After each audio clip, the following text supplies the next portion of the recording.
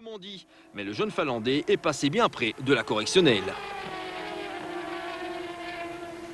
Quant à Narain Kartikeyan, cet incident au moment du pit stop le renvoyait au 4e rang. Didier André enregistrait de son côté une modeste 11e place, preuve qu'il reste du pain sur la planche pour KTR. Disputé devant une foule des grands jours, avec un public estimé à 39 000 personnes, les deux manches des World Series ont fait recette sur le circuit de Zolder. Cap maintenant sur Manicourt, où les hommes de Kurt Molleken sont la ferme intention de retrouver le devant de la scène. Retour à Francorchamps où l'on se presse au portillon des différentes séries. Ici, la catégorie Fun qui regroupe les participants avec des voitures strictement d'origine, que ce soit des Boxster, Carrera et autres versions Cabrio. Jean-Jacques Lallemand, dans un petit pays comme la Belgique, le succès de Porsche est conséquent.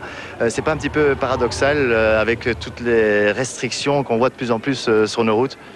Eh bien, je pense que quand vous voyez nos Porschistes sur les routes, très souvent, ils se conduisent d'une façon raisonnable. Et je pense que c'est une forme de force tranquille. On sait qu'on peut, mais on roule raisonnablement. Je pense que ça, c'est le côté Porschiste d'abord. Alors, beaucoup de Porsche en Belgique, vous l'avez dit, si on le compare à des pays limitrophes tels que la France peut-être, quand on voit les dizaines de millions d'habitants en France et qu'on vend annuellement moins de 2000 Porsche en France, comparez ça avec la Belgique, 10 millions, 700 ou 800 voitures, ça montre bien l'engouement des Belges pour ce genre de voiture parce que c'est extraordinaire, c'est une passion, c'est un mythe de toujours. Donc, franchement, les Belges se débrouillent très bien dans ce domaine. On en profite pour faire un petit coucou à Ayrton Senna. Et oui, 10 ans déjà. Place au rallye maintenant, qui en est à sa 4e manche après Anu, Spa et Tilt. On attendait au rallye de Wallonie la confirmation de la supériorité de Peter Tune au classement général. En Super C100, après la victoire surprise de Fiat au TAC Rally, Citroën espérait plutôt une revanche. Reportage Marc Lacroix. Le moins que l'on puisse dire, c'est que la 4e manche du championnat de Belgique a été un succès. Un parcours pour grands garçons, apprécié de tous, un spectacle de qualité, un temps resté stable, voire ensoleillé, et un public nombreux y ont largement contribué. Petite exception faite pour la sécurité, qui prévoyait parfois des choses assez incroyables et exagérées, comme ici à Crupé, où l'on faisait descendre le public d'un mur où il n'y avait aucun danger, alors qu'une demi-heure plus tard, on ne prêtait plus aucune attention aux endroits délicats. Pour rester crédible, il serait peut-être bon de repenser ce système de zone de sécurité extrémiste. Sportivement, une fois de plus, ce n'est pas la course pour la victoire qui a passionné les foules, puisque Peter Tune a remporté sans mal sa 4e victoire consécutive cette année. Creusant rapidement le trou, il s'est alors appliqué à faire le show pour le plus grand plaisir de tous. J'ai fait quelques petites erreurs moi-même, peut-être essayer de trop donner de spectacle. J'ai fait un tête à queue en tirant le frein en main, des petits trucs, mais bon, je me suis bien amusé, donc ça c'est le plus important. Derrière, ce fut plus indécis. Décevant, le Hollandais Eric Wevers s'était même mené par un excellent Dominique Breunel au premier soir. Cependant, les choses rentraient dans l'ordre le lendemain, d'autant qu'une succession de bris de cardan allait avoir raison de la Celica GT4. Wevers termine donc logique 2e, devant un Jean-Pierre Van de Hover méritant, car comme à Spa, accablé par les soucis mécaniques. Premier inventaire, nous n'étions encore que le samedi soir. On a commencé par casser un cardan, puis un uniball de tirant arrière, et puis un deuxième uniball de tirant arrière, et quelques petits problèmes de frein. Donc sur l'ensemble de la journée, on a perdu à mon avis une quarantaine de secondes. Mais bon, on est toujours là, quoi. À ce moment, le Verviétois pointait 11 secondes derrière un très rapide Timothy Van Parijs. Quelques heures plus tard, à l'arrivée, l'écart était sensiblement le même, mais cette fois à la faveur de 22. Explication. C'est un petit peu ma faute. C'est deux fautes de ce week-end. Ce matin, dans le deuxième spécial, on fait tout droit. Et après, le deuxième boucle à Citadel, on fait un tête à queue aux mêmes places que Peter Tune. Mais bon, on perd quelques secondes, mais bon, c'est pas grave. On est content qu'on est arrivé. Il n'y a pas de gros problème avec la voiture. Bon, tout est bien passé, on est content. Vainqueur ici il y a 2 ans avec une Groupe N, Chris Van Hunzel a une nouvelle fois dominé cette catégorie, un peu à la manière de Tune au général. Il précède finalement Xavier Bouche de plus d'1 minute et demie. Quant à Bob Colsoul, il n'a pas fait long feu en raison d'un nouveau problème moteur. En Super 1600, la lutte s'annonçait elle aussi superbe. En fait, elle sera mouvementée, mais cette fois malheureusement, pas que d'un point de vue sportif. Alors qu'il est, le classement est suspendu suite au déclassement de Bruno Thierry. Cause du litige, les commissaires ont découvert que le lest présent dans la voiture afin d'arriver au poids minimum réglementaire n'était plus plombé. Le tribunal sportif statuera ultérieurement sur le sort définitif de cette sombre histoire.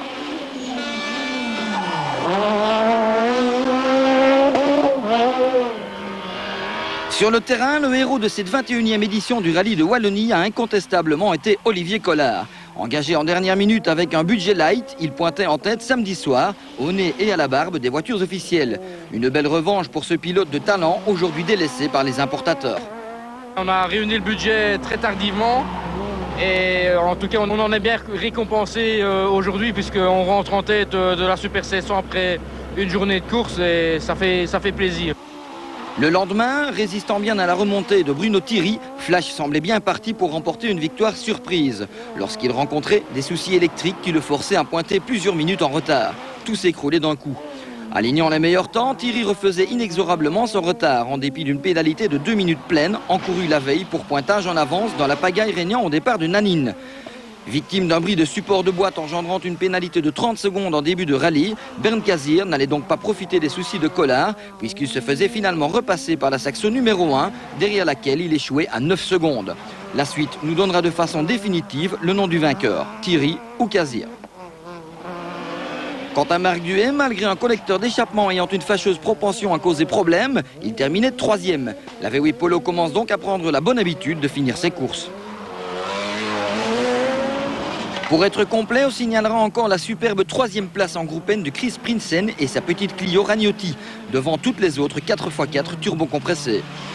Dans les classes, Cédric Verrees remporte une nouvelle fois le N2, tandis que Daisy Coles crée la surprise en faisant de même dans la très disputée catégorie A7, malgré cette unique faute sur l'ensemble du rallye. Dans la foulée, elle s'empare déjà du leadership de cette classe au championnat. Enfin, la deuxième manche du Focus Tour a rapidement perdu ses deux favoris. Le revenant Sébastien Jardon d'abord, suite à un problème de suspension d'entrée de jeu. Robbie Van Ness ensuite, sur problème de pompe à essence. Finalement, c'est Ferdy Purnell qui remportait sa première victoire de l'année. Le prochain rendez-vous est fixé à Bocholt pour le Seasons Rally et son parcours terre, cette fois sans les Super 1600. Espérons que le déroulement y soit un peu moins tumultueux. Après la pub, on reprend Francorchamps dans le cadre des Porsche Days avec ici les participants de la catégorie sport qui regroupent les voitures à caractère très sportif de la marque telles que les mythiques RS. On prend la direction de Magny-Cours maintenant pour la 3e manche du championnat d'Europe des voitures de tourisme, le fameux ETCC.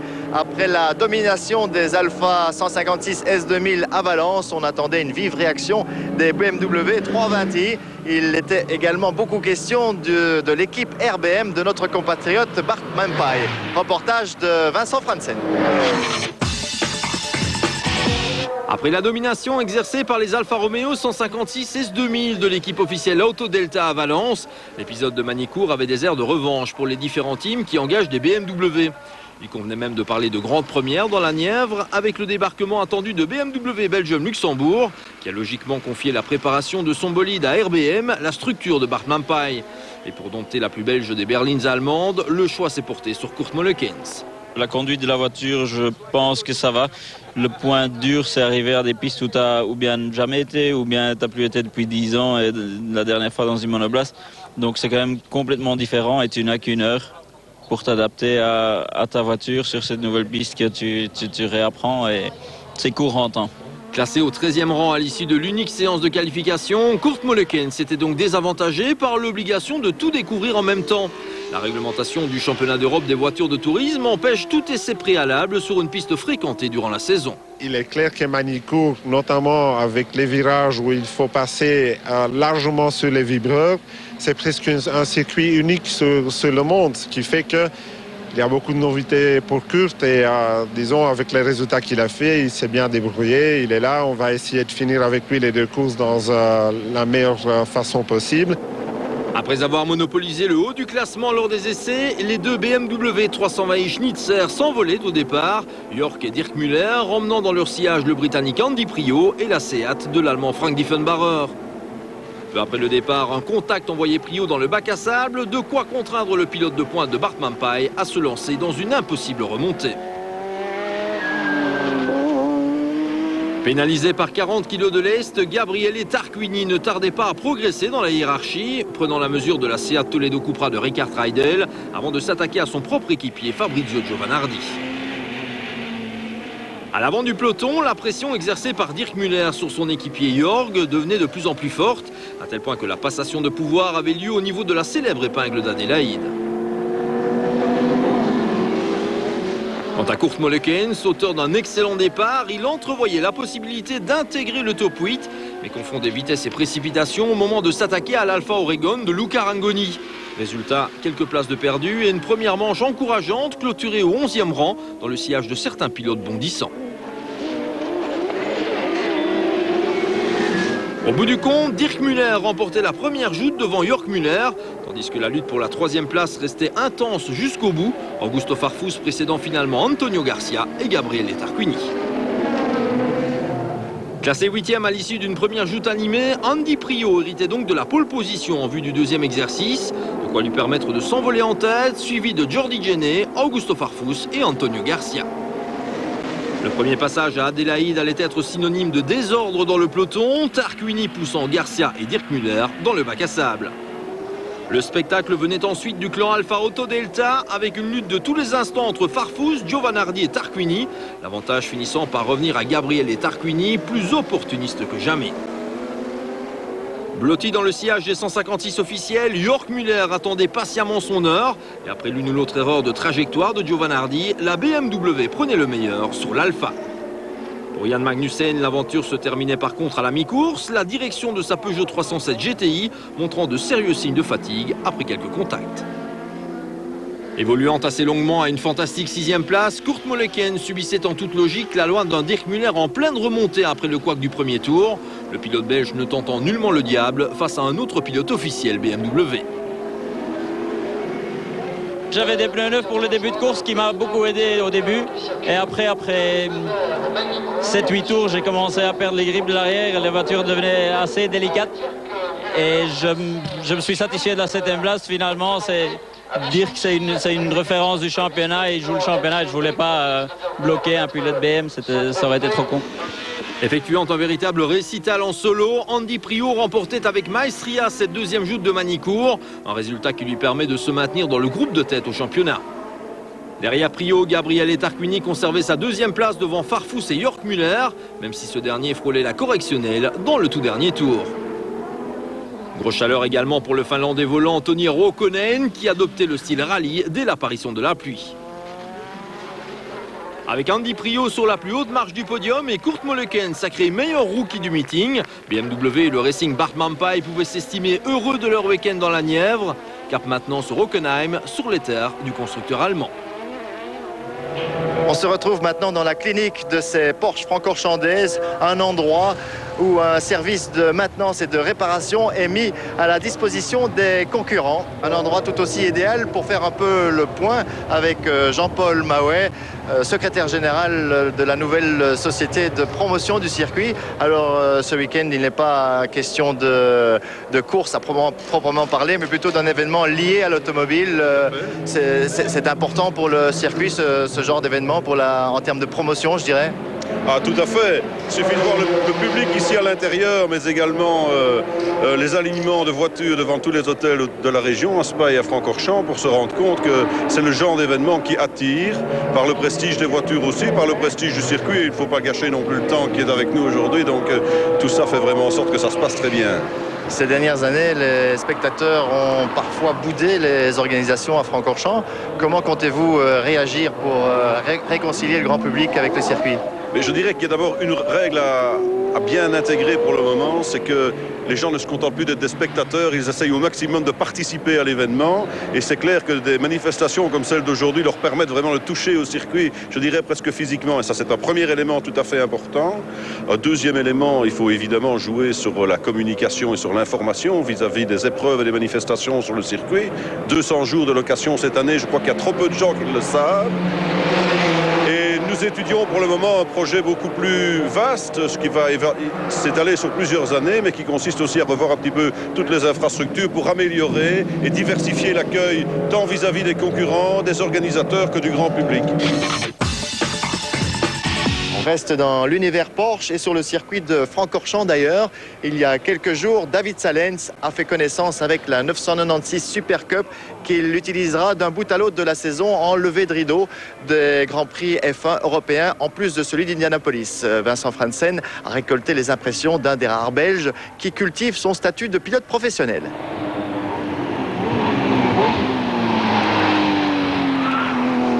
Depuis de très nombreuses années déjà, la Super Cup Porsche est considérée comme l'une des compétitions internationales les plus huppées en Europe.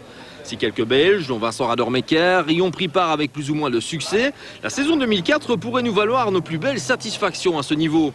Après une carrière en monoplace et en parallèle à ses activités dans l'American Le Mans Series, David Salens défendra en effet les couleurs de D'Ieteren Porsch-Import cette année. C'est vrai qu'il voulait faire quelque chose avec Porsche donc, en compétition et je pense que la Super Cup est vraiment l'outil qui est le mieux pour être présent dans le sport automobile.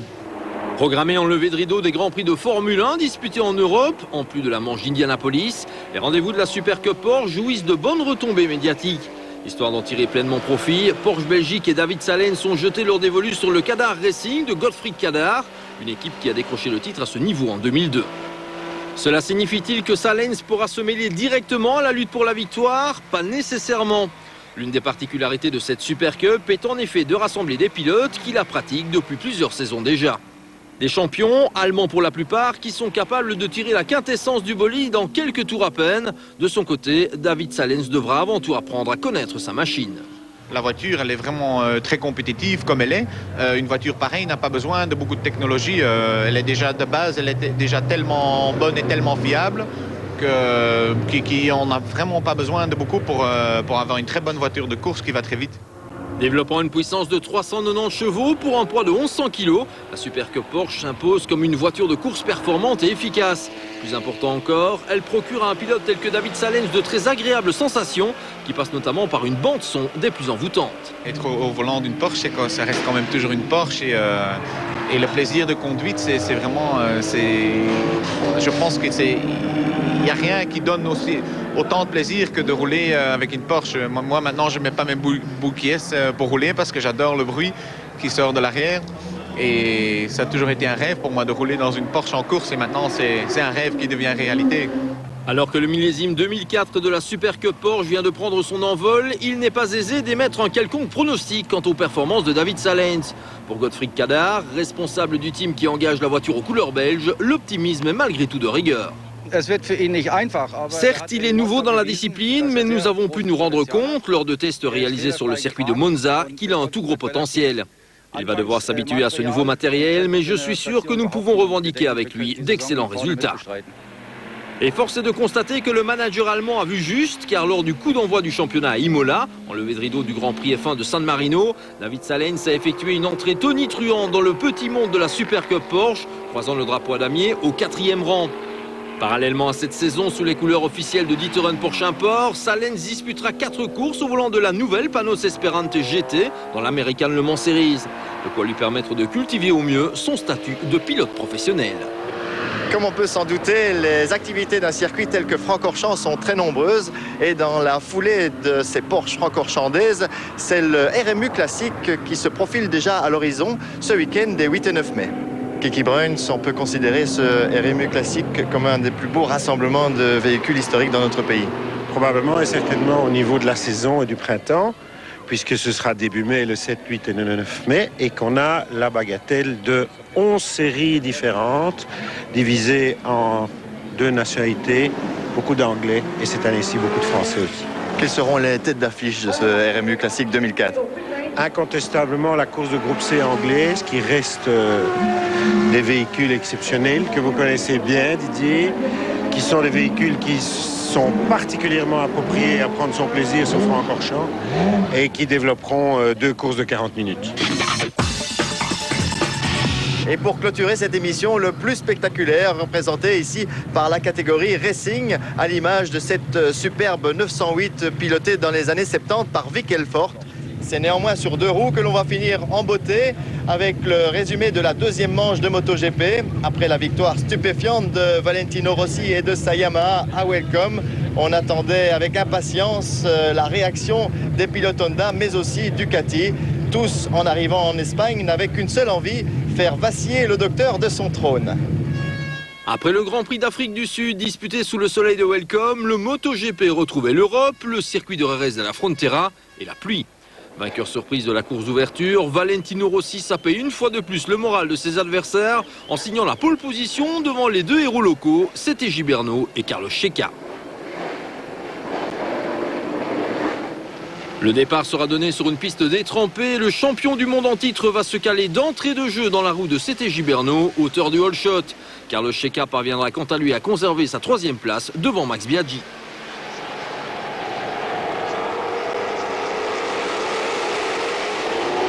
Dans ces conditions particulières, Rossi ne semble pas très à l'aise et il va se faire successivement passer par Carlos Checa, puis par Max Biaggi.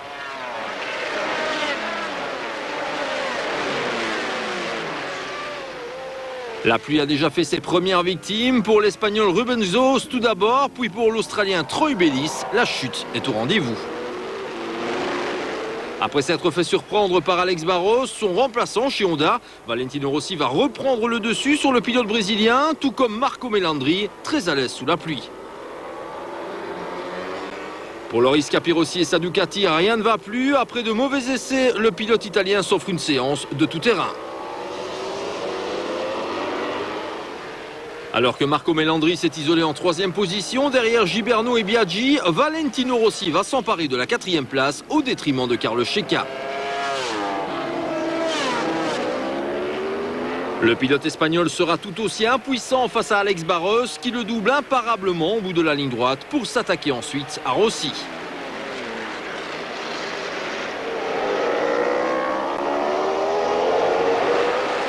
En proie à de sérieux problèmes d'adhérence, Valentino Rossi va s'offrir une belle frayeur, évitant la chute de très peu, ce dont va évidemment profiter Barros pour s'installer en 4e position. À l'avant de la course, Max Biaggi va trouver enfin l'ouverture et prendre le commandement devant Gibernau. La pluie ayant redoublé d'intensité, il devient de plus en plus difficile de maintenir le cap. Max Biaggi va en faire les frais, quittant bien involontairement sa trajectoire et ouvrant tout grand la porte à Gibernau qui reprend le leadership.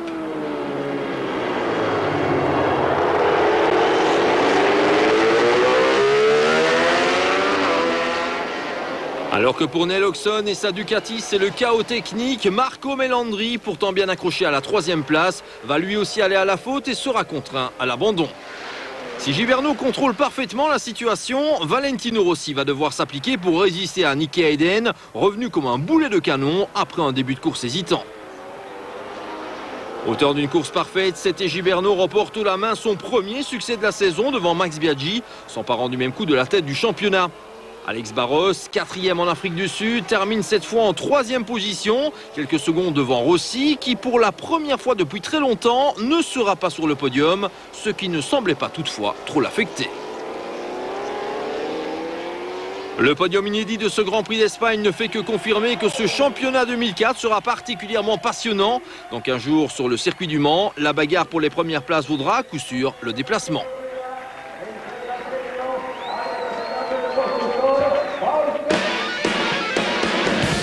Le week-end des 15 et 16 mai, le circuit Jules Tachny de Mété servira de cadre à l'édition 2004 du Grand Trophée International qui rassemble le meilleur des compétitions de vitesse pure moto dans notre pays. Moteur vous offre la possibilité d'assister à cet événement. Pour remporter les 15 fois de places mises en jeu, il vous suffit d'envoyer un SMS avec le code TROPHY au 3055. Un tirage au sort aura lieu par la suite et les gagnants seront avertis dans les meilleurs délais. Alors bonne chance à tous et rendez-vous à Mété pour vivre la passion des sports mécaniques. Fans de sport mécanique, Club RTL vous fixe un nouveau rendez-vous à ne pas manquer ce dimanche 9 mai dans l'émission spéciale moteur. Il y sera question du championnat FIA GT et plus précisément de sa 3e manche disputée sur le circuit de Nevers-Manicourt. À l'affiche, un nouvel affrontement royal entre Ferrari, Saline, Lister et Chrysler. Invaincus depuis Monza, les 550 Maranello vont-elles essuyer un premier revers face à des Saline S7R en manque de fiabilité? La réponse ce dimanche soir en compagnie de Vincent Lorge. Et voilà, terminé pour ce moteur couleur Porsche. La semaine prochaine, nous nous lancerons sur les pistes de la Trans-Tunisia, ce qui signifie que la moto-évasion sera à l'honneur. Il sera également question de FIA GT, de Formule 3000, de VW Fun Cup et de